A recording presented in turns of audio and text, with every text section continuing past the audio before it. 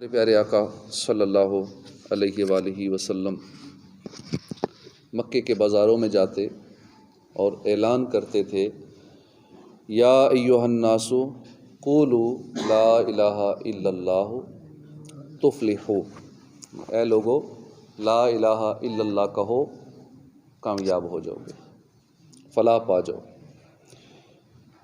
تاریخ گواہ ہے کہ اس صدائے ہدایت پر جس نے لبیک کہا وہ ترقی اور عروج کی اس بلندی پر پہنچا جس کا تصور نہیں کیا جا سکتا، اور جس نے انکار کیا وہ ذلت و رسوائی کے گڑھے میں گر گیا۔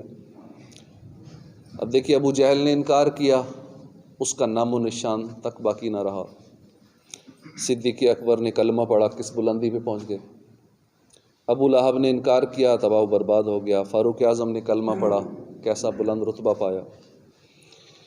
عتبہ، شیبہ وغیرہ مکے کے سرداروں نے انکار کیا، آج ان کا نام تک لینے والا کوئی نہیں ہے۔ اور بلال حبشی ایک غلام ہو کر حبشہ کے آپ نے جب کلمہ پڑھا تو وہ وقت بھی زمانے نے دیکھا کہ کعبے کی چھت پہ کھڑے ہو کے اذان دیا کرتے تھے۔ تو پتہ چلا کہ یہ دین ہے، یہ الہامی ہدایت ہے، یہ رب کی بھیجی ہوئی رہنمائی ہے۔ اس ہدایت کے بغیر کامیاب زندگی گزارنا یہ تو بڑی دور کی بات ہے نا۔ انسان اپنی بھی پہچان نہیں پا سکتا اس ہدایت کے بغیر، اسلام کے بغیر، دین کے بغیر، اللہ اور اس کے رسول کے احکامات پر عمل کیے بغیر کامیابی ملنا تو دور کی بات ہے، بندہ خود کو نہیں پہچان سکتا کہ میں کیا ہوں۔ یہ صرف ایک مثال عرض کی ہے، اور بہت سارے مسائل ہیں کہ انسان نے ہزاروں سال عقل لڑائی، پھر بھی مسائل کا حل نہیں نکل سکا۔ اور یہ صرف اللہ کا بھیجا ہوا دین ہے کہ جو ان مسائل کا درست حل عطا فرماتا ہے۔ اب مسئلہ نسوانیت دیکھ لیں، جیسے عورتوں کے حقوق کا مسئلہ، صدیوں سے لوگ اس کا حل تلاش کر رہے تھے کہ عورت کیا ہے۔ کوئی کہتا تھا عورت سانپ ہے، کوئی بڑے بڑے فلسفی نا مغز ماریاں کرتے تھے، ارسطو، افلاطون جیسے فلسفی نے مغز ماریاں کی۔ عورت کی معاشرے میں کیا اہمیت ہے، عورت ہے کیا چیز معاشرے میں نا، اس پہ بڑے غور و فکر ہوتے رہے۔ کسی نے نتیجتاً یہ کہا کہ سارے ریسرچ کرنے کے بعد کہ عورت جو سانپ کی طرح ہے، کسی نے اسے شیطان کہا، کسی نے اس بیچاری کو ظلم و ستم کا نشانہ بنایا، کبھی بیچاری کی عزت کو تار تار کیا گیا۔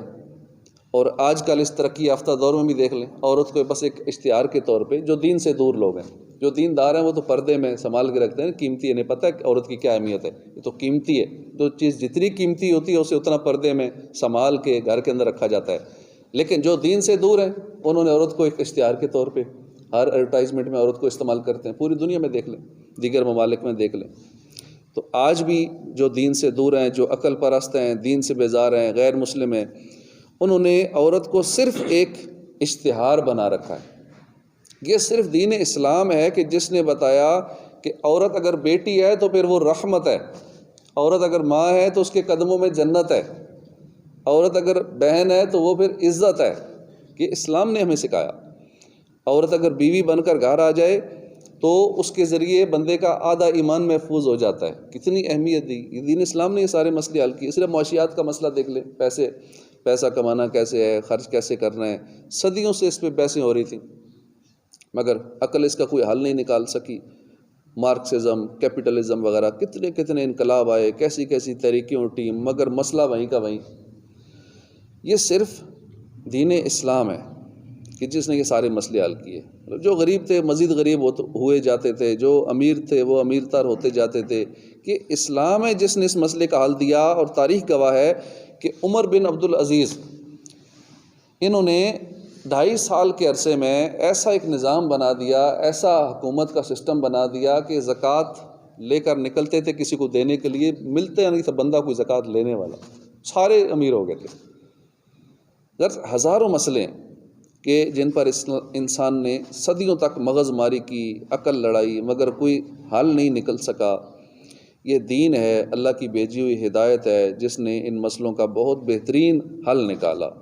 اور تاریخ گواہی دیتی ہے کہ اس دنیا میں انسان دین اور شریعت کا محتاج ہے، انسان پابند ہے کہ خود کو مکمل طور پر اللہ اور اس کے رسول کے حوالے کر دے، اسی میں نجات ہے۔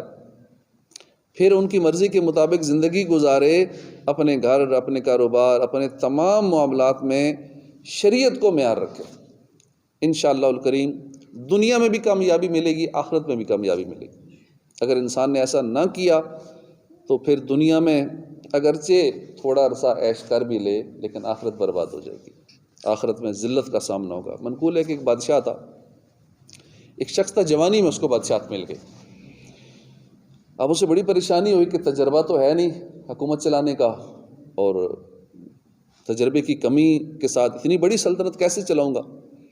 چنانچہ اس نے اپنے ساتھیوں سے، درباریوں سے مشورہ کیا، تو اچھے لوگوں نے اسے بتایا کہ سلطنت چلانے کے لیے علماء کی رہنمائی اگر لوگے تو نظام چلتا رہے گا، تم جوان ہو، نا تجربہ کار ہو۔ تو نوجوان بادشاہ کو بات سمجھ میں آئی، اس نے شہر بھر کے علماء مشائخ کو بلایا، ان کی خدمت میں عرض کیا کہ آپ سارے میرے پاس رہا کیجئے، جب مجھے دین الہی کی پیروی کرتے دیکھیں تو مجھے اس کا حکم دیں، جب مجھے دین سے ہٹتا پائیں تو مجھے اس سے روکتے رہیں۔ علماء کرام نے یہ ذمہ داری سنبھال لی، حکومت کا نظام چلتا رہا، یہاں تک کہ 400 سال تک وہ نوجوان حکومت کرتا رہا، اور بڑا اچھا نظام چلتا رہا، سلطنت کا نظام چلتا رہا، کامیابی کے ساتھ چلتا رہا۔ جب 4 صدیاں گزر گئیں تب شیطان اس کے پاس آیا، اس نے کہا من انتا، تو کون ہے؟ اس نے کہا میں ایک آدمی ہوں، انسان ہوں، آدم علیہ السلام کی اولاد میں سے ایک فرد ہوں۔ اب شیطان نے اس پر جال ڈالا، شیطان نے کہا کہ تم آدمی نہیں ہو، تم انسان نہیں ہو، اگر تم آدمی ہوتے تو تیرے جیسے تو کتنے لوگ مر چکے ہیں، تو ابھی تک زندہ ہے، 4 صدیوں سے تم حکومت کر رہے ہو، تمہیں موت نہیں آئی، تو اس سے ثابت ہوتا ہے کہ تم انسان نہیں ہو، تم تو خدا ہو۔ یہ دین اور علماء کی صحبت چھوڑو، لوگوں کو اپنی عبادت کی طرف بلاؤ۔ اب یہ شیطان کی باتوں میں آ گیا، اس کے عقل پہ عقل پرستی کا بہت سوار ہو گیا اس کے پہ، اس نے دین اور اللہ کی بھیجی ہوئی ہدایت چھوڑی، خدائی کا دعویٰ کر دیا۔ جب ایسا ہوا تو اللہ پاک نے اس وقت کے نبی علیہ السلام کو وحی بھیجی، حکم ہوا اس بادشاہ کو فرما دیجئے جب تک تو سیدھے راستے پر رہا ہم نے تیری حکومت کو قائم رکھا، اب جب کہ تم نے میری نافرمانی شروع کر دی، بس میری عزت اور جلال کی قسم، اب تجھ پر بخت نصر کو مسلط کر دیا جائے گا۔ بخت نصر وہ تھا کہ جو پوری دنیا پہ اس نے حکومت کی، اور بڑا ظالم تھا، بادشاہ تھا۔ اور پھر ایسا ہی ہوا، کچھ عرصے بعد بخت نصر نے حملہ کیا، اس کی گردن بھی اڑائی، سلطنت پہ قبضہ کر لیا۔ اب عبرت کی بات ہے کہ بادشاہ تھا، طاقت والا تھا، خزانوں والا تھا، 400 سال حکومت کر چکا تھا، جب تک یہ اللہ کے دین کے تابع رہا، رب کریم کا فرما بردار رہا، سلطنت چلتی رہی۔ جیسے ہی اس نے دین کا انکار کیا، منہ موڑا دین سے، عقل کے پھندے میں پھنسا، شیطان کی چال میں آیا، تباہ و برباد ہو کر رہ گیا۔ اس کی بادشاہت، اس کی سلطنت، اس کا تاج و تخت، اس کی طاقت، کچھ بھی اسے اللہ کے قہر سے بچا نہ سکا۔ اب اس میں ہمارے لیے سبق ہے کہ ہم نے ہر لمحہ، ہر وقت، زندگی کے ہر معاملے میں، ہر لحاظ سے دین اور شریعت کا فرما بردار رہنا ہے۔ اسی میں ہماری بھلائی ہے، اسی میں ہماری عزت ہے، اسی میں دونوں جہان کی کامیابی ہے، اور یہی ہماری زندگی کا اصل معیار ہونا چاہیے اگر ہم دنیا اور آخرت میں کامیابی چاہتے ہیں۔ اللہ پاک ہمیں عمل کی توفیق عطا فرمائے، آمین۔ الحمدللہ۔